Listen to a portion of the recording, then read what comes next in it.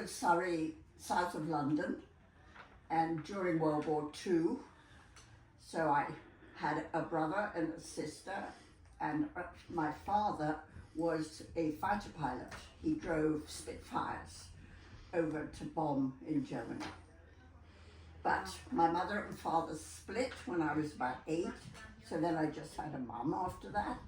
I never saw my father again. That was a bit sad for me. I hope to see him in heaven.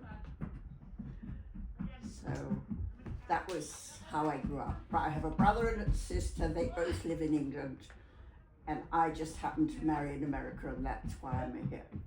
Okay. What kind of career did you have? My career was very different. I grew up thinking I wanted to be a teacher. Have you thought what you want to be when you grow up? I'm just asking you that so that I'm going to ask you. I've had a lot of different things I wanted to be, like with technology. And Yes. I wanted to be an astronaut, but that would be kind of dangerous also. So it's kind of hard to choose right now. Yes, it's fun. You know, I grew up, and I always say, and when I speak, which I do sometimes, I say there are times in your life that you'll make a decision that changes your life. Yes. But that's only 3 or 4. You make lots of decisions, like am I going to eat chocolate, am I not going to, you know, but you don't make a decision that changes your life. And I made 3. And my first one I made was when I was 17. I left school, I wanted to be a teacher, and my godmother sent me to Switzerland to learn French because we had no money. She had a lot of money, so fortunately she could send me. And she said, I'm going to send you there because you can't go to college for another 6 months. And I got to Lausanne, and I saw the world, and I saw there was a different world, and I thought, I do not want to teach children and stay in a classroom for the rest of my life.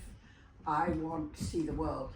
So I wrote to my poor mother, do you know when I grew up, we didn't have television, we didn't have cell phones, we didn't have internet, we didn't have any of that. Now, can you imagine your life without any of that? It would be so different. It would Yeah. be, it was so different. But anyway, I went back home and said to my mother, I want to join the Foreign Office.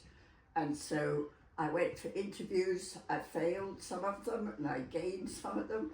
And then I was hired to be a secretary, I thought, in the Foreign Office. But when I got there for the interview, they sat me down and they looked at me and they said, we need to tell you about your job. You may not tell anybody where you work. You may not tell anybody who you work for. You're in the British Secret Service, which is CIA. Same as. So that's where I went, and that changed my life. That decision changed my life.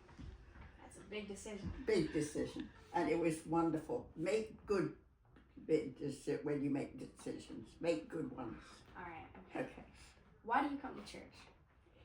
I've been to church since before I was born. In my mother's stomach, I came to church.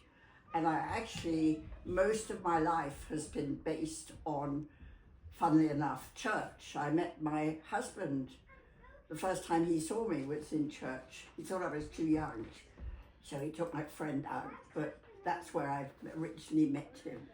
And hello. And they can come in and listen. Anyway, so I've been to church all my life, almost every Sunday. I'm 90 now, and I've almost been to church every single year. I miss maybe 10 Sundays each year. So I've been a lot. It's part of my basic makeup. Like yours. That's my brother. Is that your brother? Yep. He's cute. How old is he? He's 5, and he's 5. very wired. Very. All the time. Bit louder than you. Yes. Have you had a time in your life where God guided you to do something? Oh yes, all my life. Almost every time I make a decision, I pray about it. Almost every time. Do you have anything else you want to add or that you want to ask her, Christian? I mean, when you were born, right, in London, what were the cars like? Oh, they were not like they are today.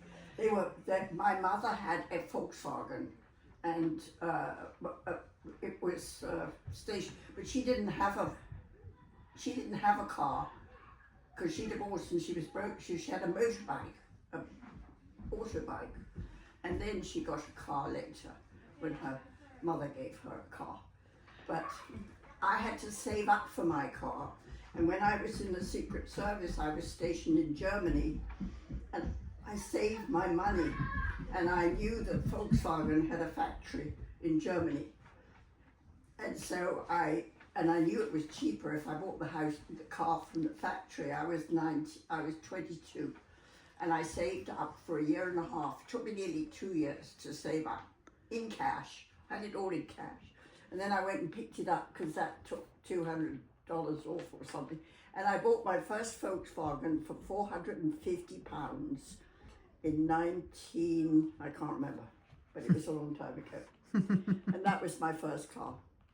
And then I met my husband at church, and he thought I was too young, so he took a friend of mine out, and the friend didn't like him very much, but she saw him occasionally, and then she had a party at her house, and she invited him, and he came.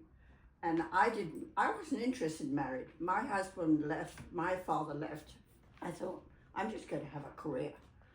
And then my husband came to this party. I'd seen him at church, right? And he came to this party, and we had lunch. It was a luncheon. Her father, my friend's father, was head of Pricewaterhouse in Germany, and I was stationed in Frankfurt, Germany with the British Secret Service. It was the Cold War. It's when we had to go to the border and meet people and sit and look under benches, and there'd be letters under benches, and you'd pick them up and put another one back, and meet people in a restaurant. I had to go and say words, and they said words to me, and then they gave me, I was only 23, 4. Anyway, my husband came to this party, and when I got up to leave the party to go home, he said, I'm taking you home. He didn't say, may I? He was very bossy. He said, I'm taking you home. And I said, it's all right, the bus is right here. I'm going to get the bus. He said, no, I'm taking you. And so he took me, and on the way home, he stopped at the club and said, would I have a glass of wine? So I thought, oh, well, I better have one. When we got up to leave after one glass of wine, he looked at me and said, I'm going to marry you. Now, I had known him at church. I'd seen him at church.